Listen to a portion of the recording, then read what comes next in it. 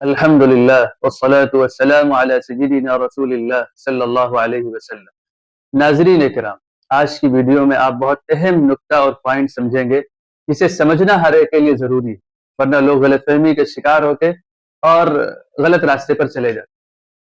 Point یہ ہے کہ اسلام میں عدل و انصاف کا حکم ہے یا ہر جگہ برابری کا حکم دیا گیا۔ عدل و انصاف کہتے ہیں جسٹس کو، اور اسلامی تعلیمات کی روشنی میں عدل اور انصاف کہتے ہیں ہر ایک کو اس کے حقوق دیے جانے کو، جبکہ ایکویلٹی اور برابری اگر ہر جگہ کی جائے گی تو یہ ناانصافی اور ظلم کا سبب بن جائے گی۔ ماں باپ کے اپنے الگ حقوق ہیں، بچوں کے الگ حقوق ہیں، دونوں کو اگر برابر کر دیا جائے تو یہ ناانصافی ہوگی، اور اگر ماں باپ کے حقوق ادا کیے جائیں اور بچوں کے حقوق الگ ادا کیے جائیں تو اسے عدل اور انصاف جسٹس کہتے ہیں۔ شوہر اور بیوی، ہسبینڈ وائف، دونوں کی الگ الگ ذمہ داریاں، الگ الگ حقوق۔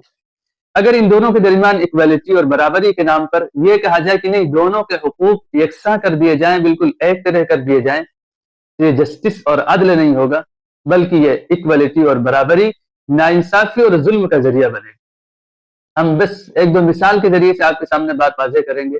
آپ نے اعلان کیا کہ آپ غریبوں کو کپڑا تقسیم کریں گے۔ اب اس میں جو 5 سال کا لڑکا ہوگا اسے اس کے جسم کے اعتبار سے، اس کی ہائٹ کے اعتبار سے کپڑے دیے جائیں گے، اور جو شخص 20 سال کا نوجوان ہوگا اسے اس کی ہائٹ کے اعتبار سے کپڑا دیا جائے گا۔ اگر آپ یہ کہ نہیں کہ دونوں کے ساتھ برابری کی جائے گی اور دونوں کو 2-2 میٹر کپڑے ہی دیے جائیں گے تو ظاہر ہے کہ جو نوجوان شخص اس کا کپڑا، اس میں لباس بن ہی نہیں پائے گا۔ تو اس موقع سے یہ برابری نہیں کی جائے گی، بلکہ اس وقت عدل اور انصاف کیا جائے گا۔ چھوٹے بچے کو جتنے کپڑے کی ضرورت ہے وہ اس کو دیا جائے گا، اسے جسٹس اور عدل کہیں گے، اور جو نوجوان شخص ہے اسے اس کے جسم اور ہائٹ کے اعتبار سے کپڑا دیا جائے گا، یہ اس کے ساتھ جسٹس اور عدل اور انصاف کہلائے گا۔